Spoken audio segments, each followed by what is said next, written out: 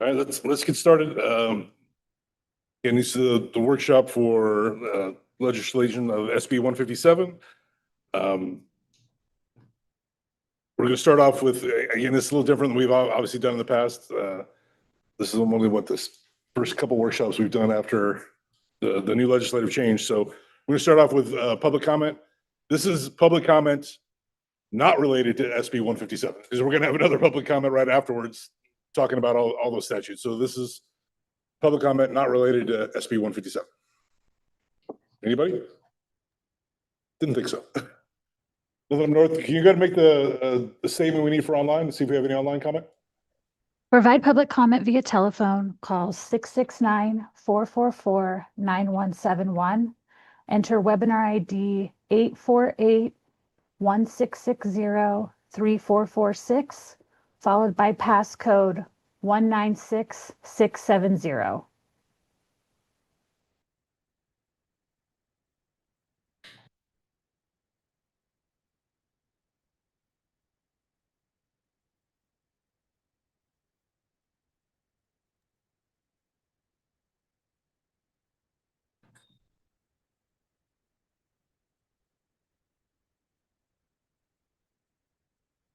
All right, let's move on to agenda item number 2.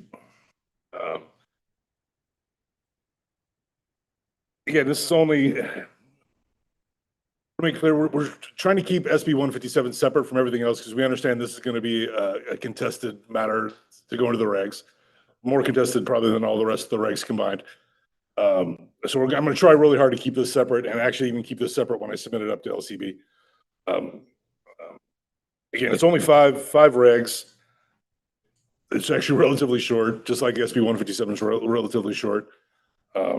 Carrie, if you want to go ahead and give a quick summary, and then we'll just open up to comment. Sure. Regulation 1 was amended to remove the definition of lot as it now appears in statute, so it would be redundant. Regulation 10.075 was amended to add the reference to ASTM D8334/D8334M as stated in the statute.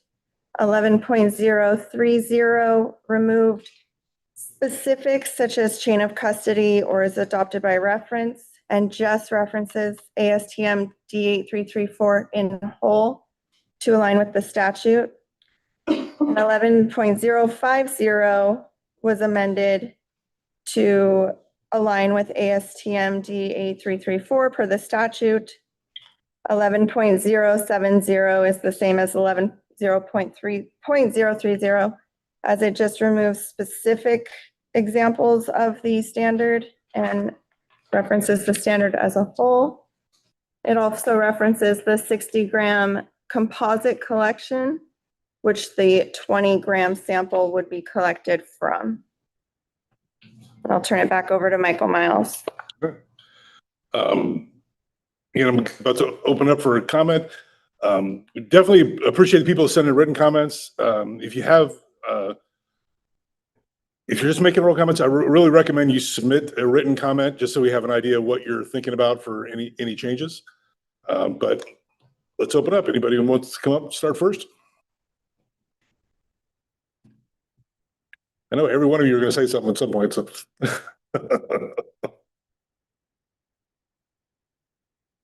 Good morning. Morning. Like Martin from the Nevada Cannabis Association. Did you want to go regulation 10 first and then regulation 11, or just? You can do however you want. They're so short. It's so easy that this one we're just taking them all at the same time. Okay, excellent. So regulation 10, a copy of the ASTM standard referenced in regulation 10 has not been made available to licensees prior to this workshop. So many of the parties commenting on the standard may not have even seen the document because it is not free.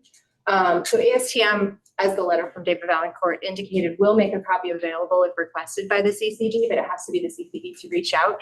So we would ask that the CCD does reach out and make a read-only copy available of this and any of the other ASTM standards to be adopted so that parties who are commenting can review it and understand what it says and the implications it has. we would ask that the CCB add language to this section that limits it to the extent not inconsistent with Nevada law. This should be also added to any section in the regs that references third-party materials.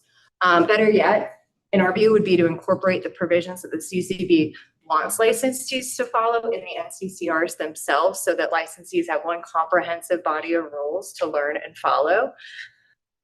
Since this language is specific to cultivators, again, the reference in Regulation 10, I wanted to note that 6.1.3 of the ASTM standard reference lists documentation about the harvest batch that cultivators must maintain. Again, rather than tuck this away in a reference to outside material, we would ask the CCB should clearly list the documentation requirements so that they can receive input and comments during the rulemaking process and see if these requirements are additive to the existing requirements or should be modified. As we mentioned in our letter, in the letter from the ASTM Vice Chair, the CCB is not obligated to adopt the ASTM standards word for word. And so breaking out those documentation requirements in a regulation so it's clear to licensees what they're expected to comply with. Also in draft guidance on this standard, which I think maybe was attached to Mr. Adler's letter, the CCB stated that this documentation must be provided to laboratories upon request. I know that's not part of the regulations, but if that were in future guidance, we wanted to know that's not what the standard requires at all. It's proprietary information, and the standard doesn't require it to be shared. It can be internal. And so we just wanted to make that note if related to that. Importantly and significantly, the ASTM makes clear that states are not required to adopt its procedures verbatim or its standards verbatim. Section 1.2 of the ASTM standard states that where the standard differs from local requirements, local rules take precedence. This expressly preserves the board's discretion not only to decline adoption of a 60-gram sample, but to design a sampling framework that reflects Nevada's statute. As the Vice Chair of the ASTM committee highlighted in his letter submitted for this workshop, Section 1.2 intentionally states that local jurisdiction rules take precedence, which makes sense. No state would adopt blanket standards that can't be tailored to their local rules. And I had notes on Regulation 11 as well. That was touching. So 11 as well. And I do reference Senate Bill 157 because that's so intertwined with this. Senate Bill 157 established a scalable, practical sampling framework, and the proposal today diverges from that clear legislative intent. We submitted a written comment on this as well, so I'm not going to hammer on that too much, but it is significant that if adopted, these changes will harm licensed businesses, reduce tax revenue, and further weaken the licensed market's ability to compete with the illegal cannabis and unregulated hemp market. Senate Bill 157 makes it clear that sample sizes must scale with lot sizes, 10 grams, 15 grams, 20 grams, depending on whether the lot is under 5 pounds, between 5 and 10 pounds, or up to 15.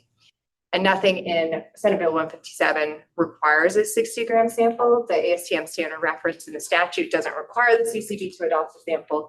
And again, referencing Section 1.2, which is essentially an escape clause for any requirement to adopting it one word for word. We are not required to do that. The legislative intent was clear in both the hearings and the language of the statute. Beyond legal concerns, I did want to state the practicality and expense concerns that I think were reiterated over and over in the small business impact statement. Of the goal of SB 157 was to promote efficiency, and the fixed 60-gram sample wipes out any of those gains. Even if 40 grams are returned after testing, that creates new staffing, transportation, and storage burdens for both labs and cultivators. If the 40 grams is destroyed, then we're looking at a substantial financial loss, hundreds of dollars per lot, adding up to hundreds of thousands of dollars in lost retail value and lost tax revenue each year. So again, adopting the regulation as written would contradict legislative intent and impose significant financial harm on Nevada cultivators. And for these reasons, we respectfully urge you to reject the 60-gram sample size. Thanks. I want to save a lot of time. Will Adler, for the record, representing GTI, Silver State. And ditto, so almost every partner, she actually writes it down and has a better view of the whole industry. But I did have some similar comments, and I did want to immediately ditto and support her comments around just listing ASTM standards themselves and references without the actual language around it. Because in ASTM in its entirety, as I found out after buying it for $75, there is a lot of nuance, and throughout the entirety, it actually back references several categories of the category you're referencing sometimes. So you do need the whole context and to know what the intent is for the cultivator or the party question to do. So I do think just the lack of full intent could be a boon to ASTM. A lot of people might have to buy it, but that would be our number one ask in these regulatory changes, is to be more specific in what are the requirements, what is asked of each license category, and why or how. Write it out in volume form. But again, I did bring comment, or I issued a comment to the CCB on behalf of myself, and in representation of sort of the efforts in not this legislative session, because we're in one right now, but the 2025 formal legislative session. We had a lot of long discussions. We had a good conversation about where the industry wanted to go, what we wanted to see, and a lot of the comments from the industry were very supportive of changing the definition of lot in general. And in my consensus of these, ASTM standards and assessing them, it does state that the ideal sample size for a complex combined sampling, a 3-4 sample, having a sample, a resample, and a retain, it does say the ideal would be 60 grams, but in no place does it say the mandate is.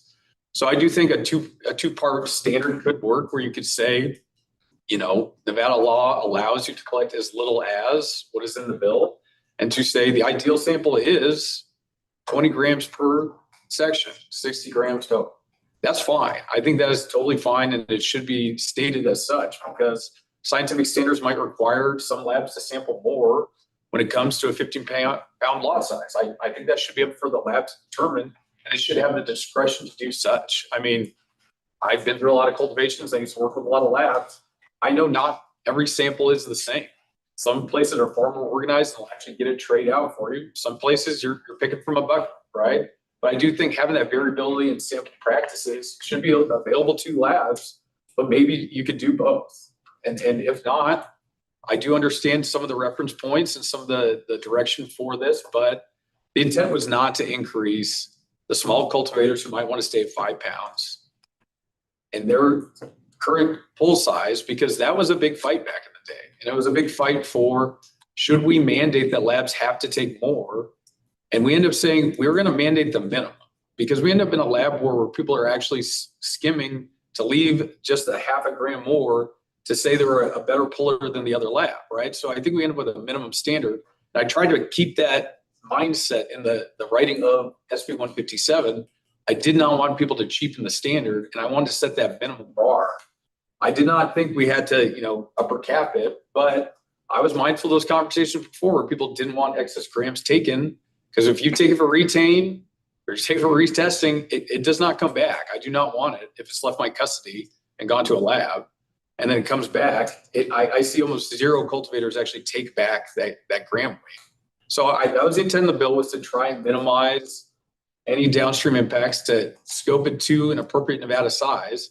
We started at 50 pounds and we ended up at 15, and I felt very good about that. So I do think this is in a good spot. SB157 tried, but if the 60 gram standard is to hold, or if that is what we're going to go forth with, could we reinstate the guidance you did issue and say, cultivators wish to test at 6 grams today, go forth and do so. And if people want to go for this until these regs are done, that could be a great middle ground too, because we were given some guidance to do forth, and a few of my clients did actually start assessing table size at 15 pounds, and then we had to do a full stop. But I think a middle ground can be found, and I appreciate this workshop.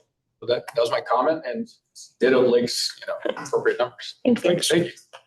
And if I have to, I'll come back up.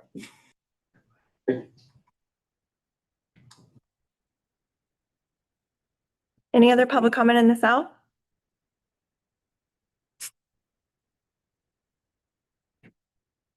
Was it going that quick? Yeah. Good morning. For the record, I'm Kimberly Maxon Rushton with the law firm Cooper Levinson, appearing on behalf of RSR Analytical Laboratories. I wanted to reiterate again the points that were made by Lake Martin with respect to the concerns with adopting the standards. As you know, that historically in the regs, there were a litany of periodicals and secondary sources that labs were asked to look at and to adhere to. And at times we came forward and said, we're not certain which specific section we are to adhere to. And I agree with the comments that Will made because of the fact that all that does by looking at the information specifically set forth in those standards, extrapolating it and clarifying it in the regs only benefits the licensees. And that's what we want to do. If there are better sampling standards, if there are standards with respect to homogenizing samples, those things can easily be adjusted. But if the requirement is to constantly check secondary sources, periodicals to ensure that we're compliant, it runs the risk of people having different interpretations, looking at sections that aren't otherwise applicable or inconsistent with what the CCB expects. Most importantly is the fact that there is a cost associated with those, and as noted, the limited access. But I think going forward that if we can continue workshops such as this, where we have a dialogue, we look at those specific standards, say this is the standard the CCB expects, and have everyone come in and ask clarification questions, then we all work together as an industry and ensure the safety and protection of the public. But again, noting just one thing for the purposes of the record, when I looked at the ATSM standards yesterday, I noted the fact that under the specific section that's identified in the regulations, there are 14 provisions currently under consideration for amendment. That then there shows the concern and the difficulty I think that the industry members may have in keeping up with the standards that you specifically want them to adhere to. So I strongly recommend that, again, we continue the workshop process, give the licensees the opportunity to look at the specific standards, come back to you and say, this works for us, it doesn't work for us, our instrumentation is going to have to be recalibrated, that's too costly. But we can't give a viable or I think realistic small business impact statement until we know specifically what those standards are and how it will definitely impact lab and its operations. So appreciate your consideration. As always, happy to answer any questions and hope that we can continue this dialogue. Thank you. Thanks.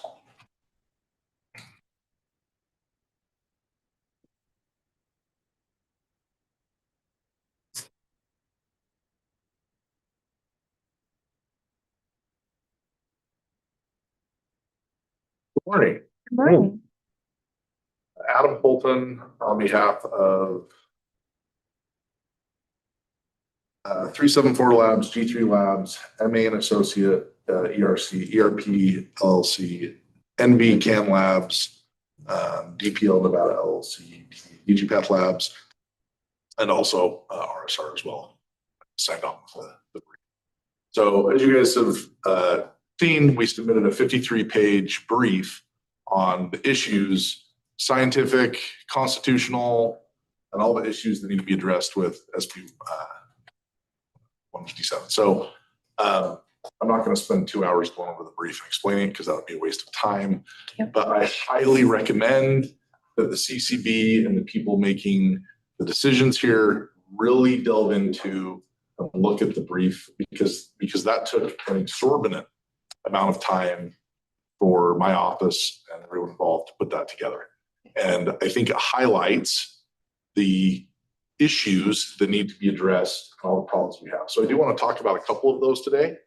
And I'm going to focus really more on the science, even though I'm not a scientist. And we all know how much I struggle with that. I'll do my best to articulate kind of the big issues that we have with science. So just so that the record's cleared on the record here today. So for 15-pound lots under the proposed protocol, measurement uncertainty reaches 102% at the 68% confidence level, and statistical power drops to 0.21 when 0.80 is required.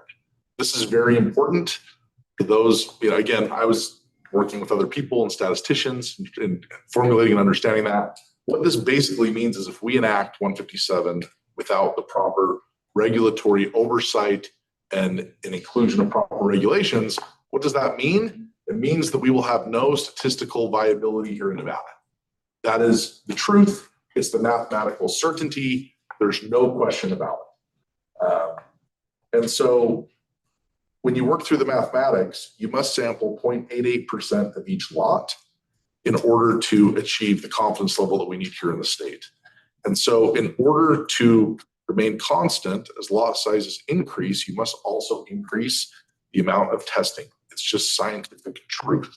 So for 5-pound lots, you need 2,268 grams, then have 20 grams per testing event, right? You go to 10 pounds or 15 pounds, you then go up to 40 grams or 60 grams per testing event. Okay. So this, again, it's math. There's no ifs, ands, or buts about it. It's not a matter of politics or business or anything. It's a matter of scientific certainty and safety for our community. And if the CCB elects not to follow statistical mathematical results, then the public will be at risk.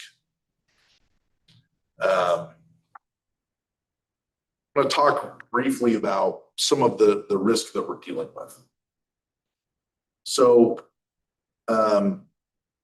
cannabis tested at 20% THC could be reported anywhere from essentially 0 to over 40%.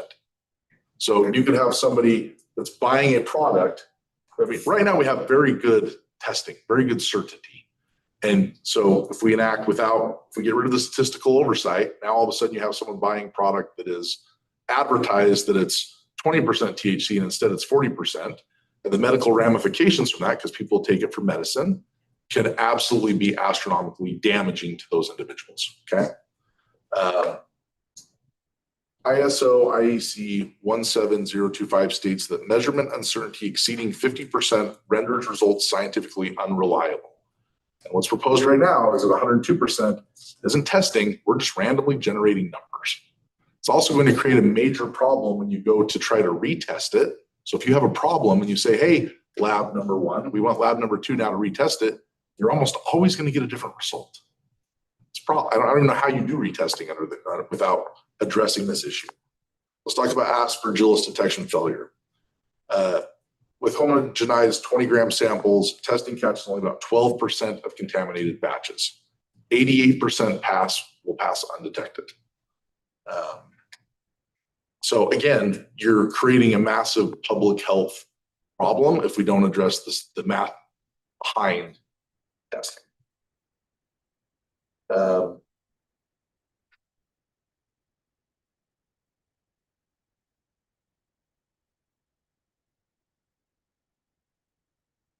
I think it's very telling that over the past 6 years, we've had an ongoing dialogue and discussion over testing and what the lot size is and how to test that and sample it. And when certain people in the industry couldn't get it done at the local level because the science was on our side, they went and then passed it at the legislative level, right? To be honest, that's what happened. So I think that the CCB, and specifically, Carrie, you've been great to work with, and you guys have always put the public health factor first. And that's the most important thing that the CCB needs to take into account when formulating these regulations is what are we doing here? First and foremost, it should be to protect Nevadans and to protect our citizens. And that's what matters more than anything.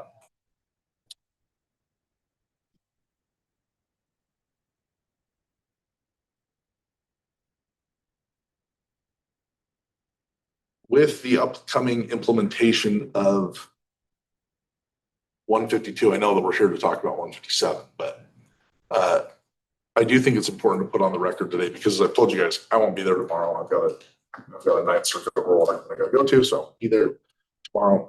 But I do think it's important that to note that the regulations that are being passed and that are trying to be adopted, you're trying to put in 37 new standards by the adoption of Section 61 tomorrow. I do think we need to take a look at those because some of them contradict with each other. I know, Mr. Miles, you and I disagree on the content of what adopt, the legal term of what adopt means, and that's fine. We can agree to disagree on that point.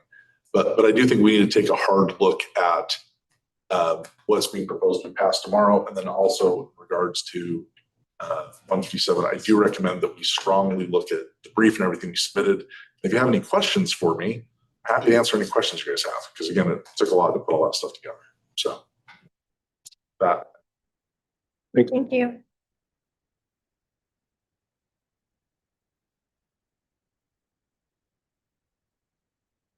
I actually don't know this, so I have to ask a question. I don't know. We'll add it for the record. I don't know the actual sampling today. What is a composite sample pulled today? So we set a minimum, right? And then what is it divided into for the 3 tests? Are we allowed to answer the comment question? Yeah. Well, this is I actually don't know the answer. this is a workshop. the ideas work, just like the old ones, we can actually discuss here. You can't, the initial public comment, any public comment, no, but this one's, yes, we can. All right, Kara Cronkite for the record. Currently for the 5-pound lot size of flour and the 15-pound lot size of trim, it is 10 grams per sample. However, what was approved by the board in 2024 increases it to 20 grams sample collection sizes. So is it 10 total for the 3 and then divide into 3s, or 10, 10, 10, and it makes 30 total? One sample collection for the laboratories to use is needed. Okay. And that maybe is key to note, just because the previous commenter, I do respect his legal opinions a lot, actually.